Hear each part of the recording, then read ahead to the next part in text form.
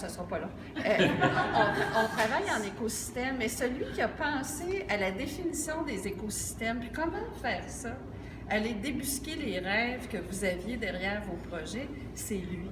C'est Louis-Félix Binette, puis il va vous en parler mieux que moi. Merci, Diane. Stéphane, est-ce que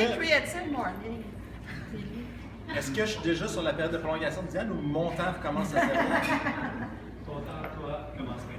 All right. Alors, la réflexion qu'on a eue à l'approche du premier anniversaire de Je fais Montréal, c'est que Je fais Montréal, c'était originalement un portefeuille de 181 projets hérités de l'initiative Je vois Montréal. Mais c'était plus que ça, parce qu'on savait qu'il y avait beaucoup de projets qui étaient, par exemple, dans la zone lab, des projets qui, eux aussi, continuaient d'arriver avec ou sans Je fais Montréal, parce que Montréal, c'est une ville dynamique. Et donc, on est parti de cette idée-là de comment est-ce qu'on passe d'un portefeuille de 180 projets à vraiment une initiative qui est capable de stimuler la création de nouveaux projets, de créer des connexions.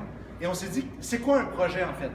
Dans une société en réseau, le projet, c'est une réponse temporaire à une situation, soit pour saisir une opportunité, pour régler un problème, pour adresser une situation donnée. Et tous autant que vous êtes, vous étiez autant de points sur la carte de Montréal qui formaient des projets. Imaginez une carte de métro de Montréal avec 181 points. On a fait un exercice avec les membres initiaux du conseil ADN. On imaginait une station de métro avec 218 stations.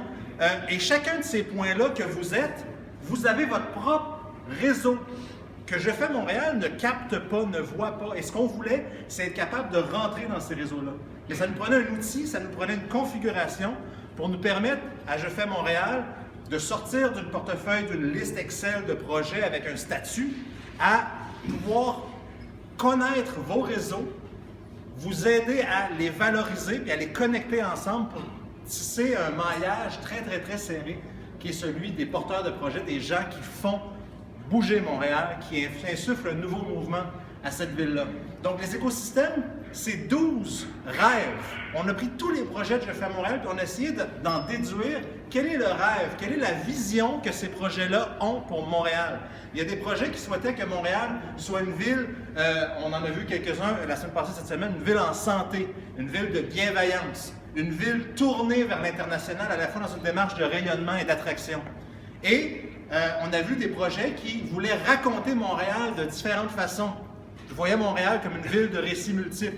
On a assemblé tous ces projets-là, puis on a dit, probablement que les gens qui portent ces projets-là et leur réseau à eux forment une sorte d'écosystème de gens qui croient que Montréal est une ville aux multiples récits.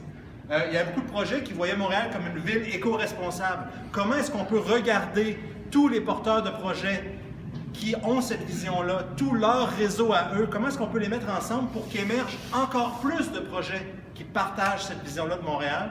Et c'est ainsi qu'on est arrivé avec une proposition de 12 écosystèmes. Alors, il ne faut pas voir dans les 12 écosystèmes 12 nouvelles cases dans lesquelles on peut vous mettre, parce que vous rêvez tous Montréal aux multiples facettes. Vous êtes impliqués parce que vous êtes des têtes de réseau, vous êtes impliqués dans plusieurs écosystèmes, mais ça nous permet à nous d'avoir une vue et de faciliter l'émergence de nouveaux projets. Diane ne l'a pas dit, mais il y a une ambition d'accepter dans Je fais Montréal, d'aller chercher, d'inviter un grand nombre de nouveaux projets pour continuer à être ancré dans cette évolution-là, ce changement. Donc, aujourd'hui, ce qu'on vous invite à faire, c'est faire rayonner, faire briller vos réseaux et voir comment, ensemble, on peut générer de nouvelles opportunités. Voilà.